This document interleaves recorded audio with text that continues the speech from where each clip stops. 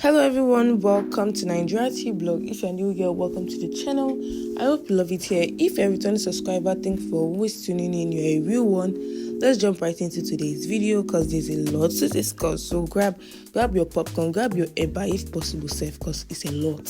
So let's start with Fido. So Fido put out his debut EP Olayemi, which should have been scrapped in my opinion. I wasn't really anticipating this EP in the first place, but I was down to give it a listen. I was going to be open-minded. I was going to listen to it, and the only memorable part was the Kiss Daniel verse on Joy Is Coming, and I don't even think there's enough to save the EP.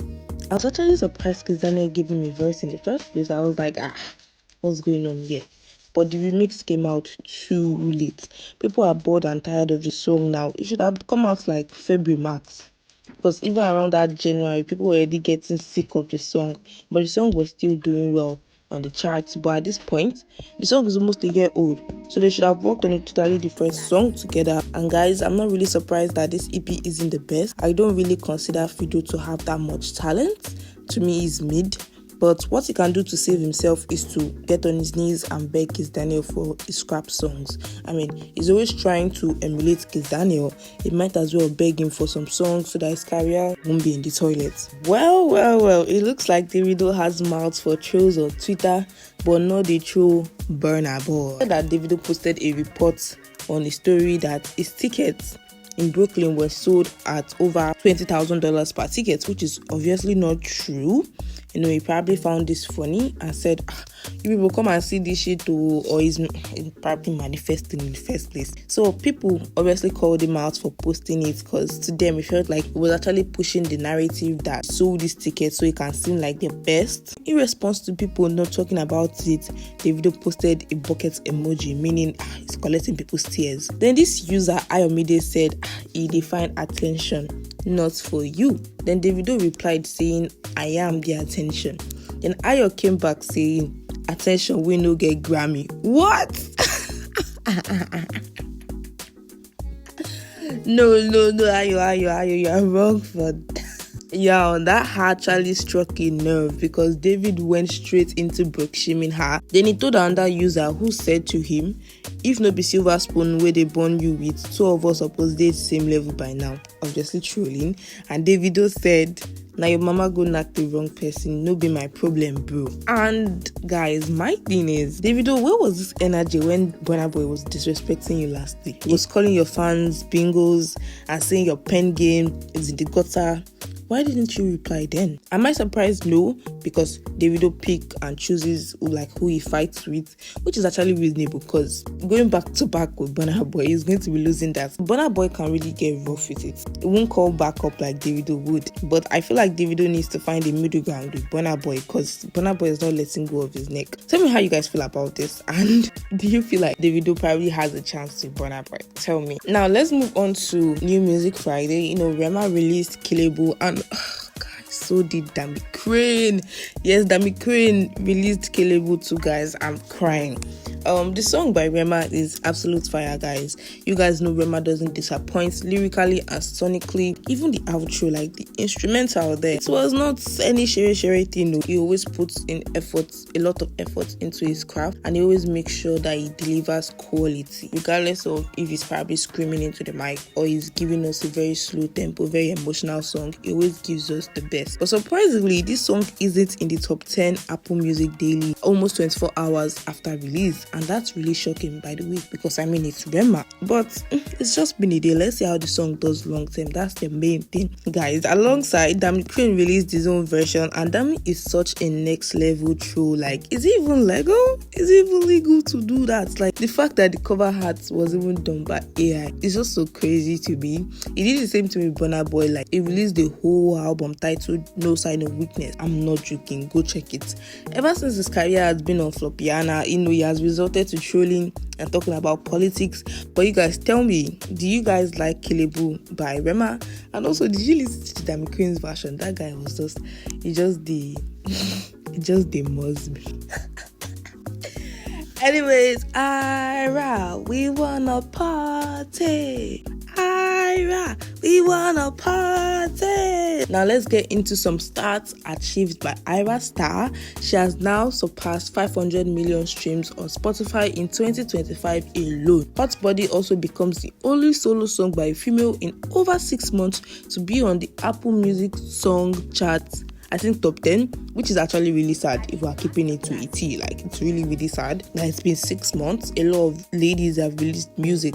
She's also on the Nigerian Spotify Weekly at number 7, and it's the biggest solo week gained at over 1 million since Commerce that had 600 and something K. Yeah. So you guys, I think we need to support these girlies more. Let's support the girls more. And Hot Body has officially surpassed 3 million streams in 1 week of release. So congratulations to Ayra Starr on her achievements. I'm really happy for her that regardless of the state of females in music, we still have people that are pulling through for her, that are supporting her. She said she's pulling through, like she's not even letting nobody tell her what to do. She's pulling through regardless of the hate, the bullying and everything she faces every day. That's the reason why you need a strong fan base. Her fan base might not be the biggest, but she does have a strong fan base. If she didn't have a strong fan base, well, I guess we'll never know. Now, let's move into Fave. She broke down on TikTok.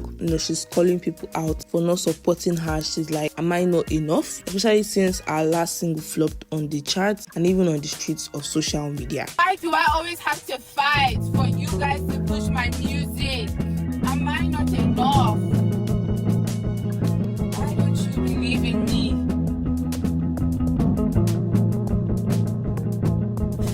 This is honestly sad, guys, because she's actually a really, really talented artist. Her last EP, Dirty Love Song, was a really fire EP. I hyped it a lot last year because I enjoyed it too much, and you guys know when I enjoy something that's really nice, I always like to share it with you. Hands down, it's top 10 EPs in Nigeria. Like, it's that good. But because she hasn't effectively built her fan base, she's really struggling. And it's times too because she's in Nigeria where people don't care for female artists. And you might be like, oh, people care about female artists. What about Tiwa? Tiwa is pushing the way Ayra Starr is pushing too. Tiwa was pushing too like that. So it's a lot. A lot of people know her name and lie that they love her and they listen to her music, but the stats show otherwise. And this would make it really hard for her to go as an artist and make money for her label, which means that if she's not making money for her label, she's going to be in debt and she's going to get shelved. They're not making money for us. They are going to be pushed to one side. The music business is still business. You have to make money. You have to have the streams. You have to sell records. You have to sell the merch. You have to sell out shows so your label can actually continue backing you. I don't really know what Fave can do to win their people. I don't say collaborating with bigger artists because that didn't work on the Kante song with Davido. Even though that song was 100/10, that song was too good. I think what she can try is to try to move into the female audience more. Like, she doesn't move like someone that is trying to build a fan base or connect with her fan base. Do you guys get? She should focus on women. She should focus on the girlies because they are most likely to listen to her music more consistently than men. Men will only say it with mouth, oh, they listen to her, That's what they used to say to Thames. Maybe not all. I know that some men actually do listen to Thames. I know a guy that is a Thames fan, but they cap a lot. And we don't even see much of her. She's just dropping songs. People don't know you as a person. As a person, she seems boring. She needs to find a way to let the people love her and live for her. Like, people are like, oh, I'm rooting for you, Fave. I love Fave. Fave is funny. Fave is this. We don't know your personality. Or, she moves to a completely different country. Forget about Nigeria. Go and build that fan base in a completely different country. And don't just go straight into dropping music. Connect with the people. Do controversial things. I don't say you should do bad things, though. Do you get? Controversial doesn't always mean bad. Do you get? So show your personality and let's see how it goes from there. Also, a better management and label will also be good for her, because I feel like if she has a good management and a label, all these things that I'm saying, they should have done it already. We never see this girl in interviews. Not every artist is fortunate enough to have people, they just listen to your music and they love you for your music. Not everybody. So she has to find a way, especially in this type of country, you have to find a way to be able to make the nonsense in this nonsense system work for you. But you guys, you can help the girl by tapping into her music. Like, regardless of if she does this stuff, if you guys don't listen to her, nothing's going to work out for her. So you guys, tell me how you feel about this topic. Tell me how you feel about Fave. Now let's move on to the next topic. Burna Boy and Davido get up from the floor. Get up from the floor. See how Buju is stopping both of you as they are fighting for number 2. So for the past couple of days, the position on the Nigerian album Apple Music charts has been, Buju with his album Captain at number 1. Then Burna Boy and Davido, they've been fighting for number 2. Like, guys, this is embarrassing. While Olayemi is at number 4. And it's surprising that Buju is outdoing both of them.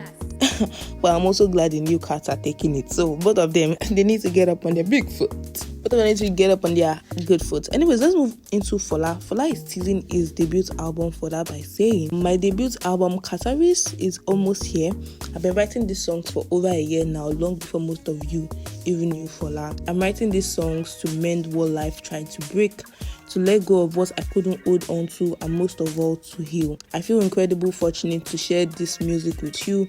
My hope is that these songs bring you the same sense of healing and release that they gave me. Alright, from this and from what we've heard, Fola, I'm actually down to listen to this album. I feel like this album will be like an emotional and liberating touch.